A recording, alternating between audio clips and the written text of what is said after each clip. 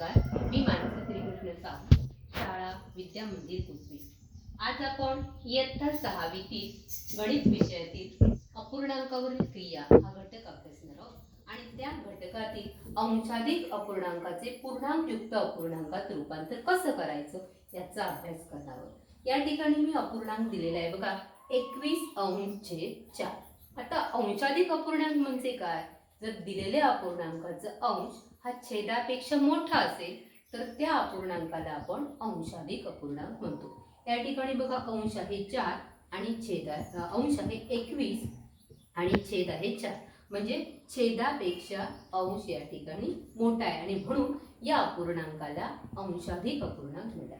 आता या अंशाधिक अपूर्णांकाचं रूपांतर आपल्याला पूर्णांकयुक्त अपूर्णांकात करायचंय. तर पूर्णांकयुक्त अपूर्णांकात रूपांतर करताना काय करायचं? तर या छेदाने अंशाला भाग लावायचा असतो, म्हणजे थोडक्यात भागाकार करायचा. ते भागाकार घटक आपण शिकलेलो आहोत. तर या ठिकाणी छेद आहे किती? 4, म्हणजे छेदाने आपण काय करणार आहोत? या अंशाला भागणार आहोत, म्हणजेच 21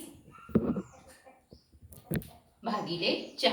आता 4 ने 21 ला भाग लावताना आपल्याला 4 की 4, 4 दुने 8, 4 3 12, 4 चौक 4 पंच 20, म्हणजे या ठिकाणी कितीचा भाग लागणार आहे? 5 चा, म्हणून 4 पंच 5 आणि या ठिकाणी येणार आहे 20. आपण यांची वजाबाकी करणार आहोत.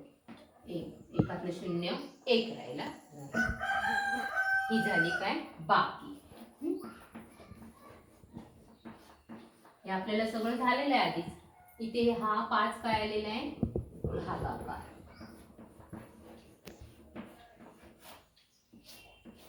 या 21 ला काय म्हणतात? भाज्य. आणि ज्याने आपण भागतो त्याला म्हटलं जातं भाजक. आता या ठिकाणी आपण भागाकार केलाय, मग आता पुन्हा आपण त्याचं उत्तर लिहिताना काय करायचं? 21/4 बरोबर. आता पूर्ण भाग किती, म्हणजे भागाकार किती आले? 5, आणि म्हणून या ठिकाणी 5 लिहायचे. त्यानंतर बाकी किती राहिली? 1, आणि म्हणून हा 1 इथे लिहायचा. आणि कितीने आपण भागलं म्हणजे भाजक किती?